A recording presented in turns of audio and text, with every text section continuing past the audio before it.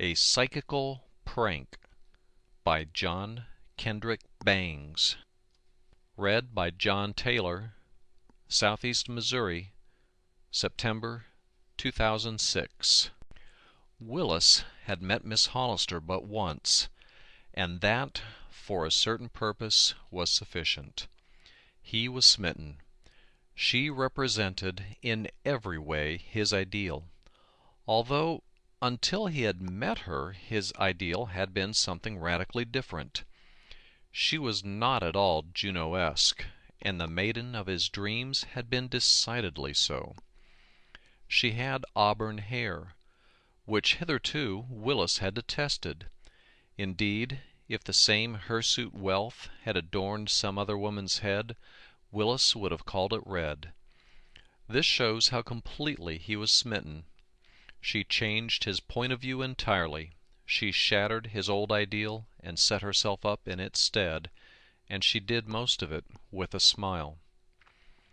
There was something, however, about Miss Hollister's eyes that contributed to the smiling of Willis's heart.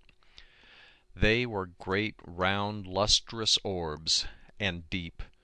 So deep were they, and so penetrating, that Willis's affections were away beyond their own depth the moment Miss Hollister's eyes looked into his, and at the same time he had a dim and slightly uncomfortable notion that she could read every thought his mind held within its folds, or rather that she could see how utterly devoid of thought that mind was upon this ecstatic occasion, for Willis's brain was set all agog by the sensations of the moment. "By Jove!" he said to himself afterwards, for Willis, wise man that he could be on occasions, was his own confidant to the exclusion of all others. "By Jove!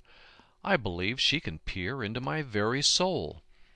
And if she can, my hopes are blasted, for she must be able to see that a soul like mine is no more worthy to become the affinity of one like hers than a mountain rill can hope to rival the Amazon." Nevertheless, Willis did hope.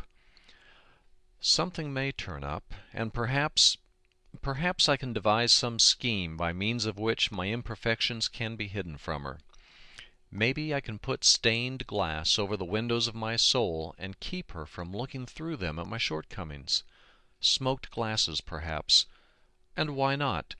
If smoked glasses can be used by mortals gazing at the sun, why may they not be used by me when gazing into those scarcely less glorious orbs of hers? Alas for Willis! The fates were against him. A far-off tribe of fates were in league to blast his chances of success forever, and this was how it happened. Willis had occasion one afternoon to come uptown early. At the corner of Broadway and Astor Place he entered a Madison Avenue car, paid his fare, and sat down in one of the corner seats at the rear end of the car. His mind was, as usual, intent upon the glorious Miss Hollister. Surely no one who had once met her could do otherwise than think of her constantly, he reflected, and the reflections made him a bit jealous. What business had others to think of her? Impertinent, groveling mortals! No man was good enough to do that. No, not even himself. But he could change. He could at least try to be worthy of thinking about her, and he knew of no other man who could. He'd like to catch anyone else doing so little as mentioning her name. Impertinent, groveling mortals, he repeated. And then the car stopped at 17th Street, and who should step on board but Miss Hollister herself? The idea, thought Willis.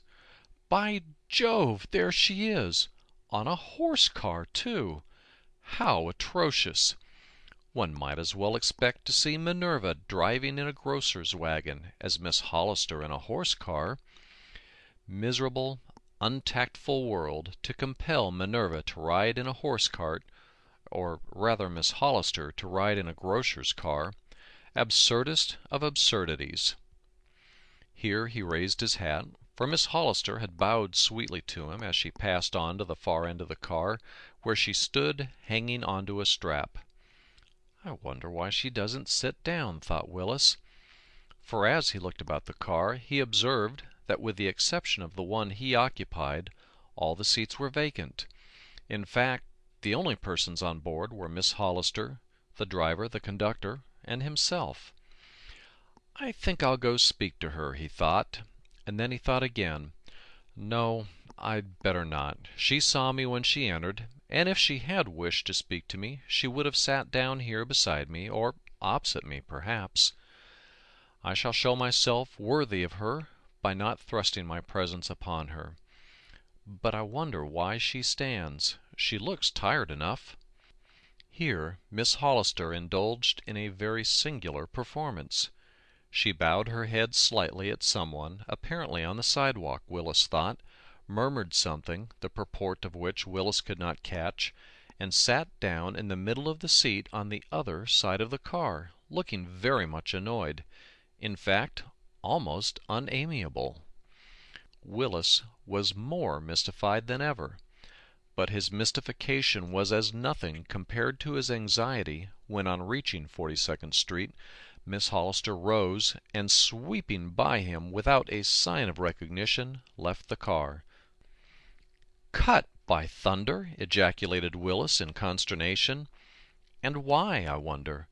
Most incomprehensible affair! Can she be a woman of whims, with eyes like those?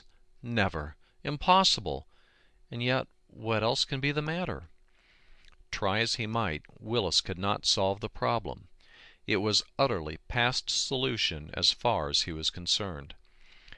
"I'll find out, and I'll find out like a brave man," he said, after racking his brains for an hour or two in a vain endeavor to get at the cause of Miss Hollister's cut. "I'll call upon her tonight and ask her." He was true to his first purpose, but not to his second. He called, but did not ask her, for Miss Hollister did not give him the chance to do so. Upon receiving his card she sent down word that she was out. 2 days later, meeting him face to face upon the street, she gazed coldly at him and cut him once more. 6 months later her engagement to a Boston man was announced, and in the autumn following, Miss Hollister of New York became Mrs. Barrows of Boston. There were cards, but Willis did not receive one of them. The cut was indeed complete and final. But why? That had now become one of the great problems of Willis's life. What had he done to be so badly treated? A year passed by, and Willis recovered from the dreadful blow to his hopes. But he often puzzled over Miss Hollister's singular behavior towards him. He had placed the matter before several of his friends, and with the exception of one of them, none was more capable of solving his problem than he. This one had heard from his wife, a school friend and intimate acquaintance of Miss Hollister, now Mrs. Barrows, that Willis's ideal had once expressed herself to the effect that she had admired Willis very much, until she had discovered that he was not always as courteous as he should be. "Courteous? Not as courteous as I should be," retorted Willis. "When have I ever been anything else? Why, my dear Bronson," he added, "you know what my attitude towards womankind, as well as mankind, has always been. If there is a creature in the world whose politeness is his weakness, I am that creature. I am the most courteous man living. When I play poker in my own rooms I lose money, because I've made it a rule never to beat my guests in cards or anything else." "That isn't politeness," said Bronson. "That's idiocy." "It proves my point," retorted Willis. "I'm polite to the verge of insanity. Not as courteous as I should be? Great Scott! What did I ever do or say to give her that idea?" "I don't know," Bronson replied. "Better ask her. Maybe you overdid your politeness. Overdone courtesy is often worse than boorishness. You may have been so polite on some occasion that you made Miss Hollister think you considered her an inferior person. You know what the poet insinuated. Sorosis holds no fury like a woman condescended to by a man. "I've half a mind to write Mrs. Barrows and ask her what I did," said Willis. "That would be lovely," said Bronson. "Barrows would be pleased." "True, I never thought of that," replied Willis. "You are not a thoughtful thinker," said Bronson dryly.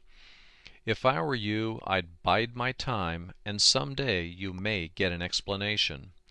Stranger things have happened, and my wife tells me that the Barrowses are about to spend the coming winter in New York. You'll meet them out somewhere, no doubt." "No, I shall decline to go where they are. No woman shall cut me a second time, not even Mrs. Barrows," said Willis firmly. "Good! Stand by your colors," said Bronson with an amused smile. A week or two later Willis received an invitation from Mr. and Mrs. Bronson to dine with them informally. "I have some very clever friends I want you to meet," she wrote, "so be sure to come." Willis went.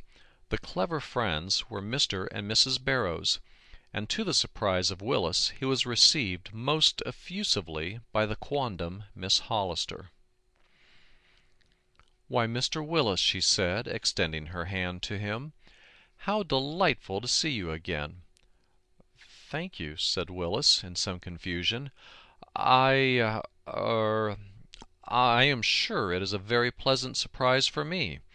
Had no idea." "Nor I," returned Mrs. Barrows, "and really I should have been a little embarrassed, I think, had I known you were to be here. Ha ha! It's so very absurd that I almost hesitate to speak of it, but I feel I must. I've treated you very badly." "Indeed," said Willis with a smile. "How, pray?" "Well, it wasn't my fault, really," returned Mrs. Barrows. "But do you remember, a little over a year ago, my riding uptown on a horse car, a Madison Avenue car, with you?" Said Willis, with an affectation of reflection. "Let me see. Yes, I think I do.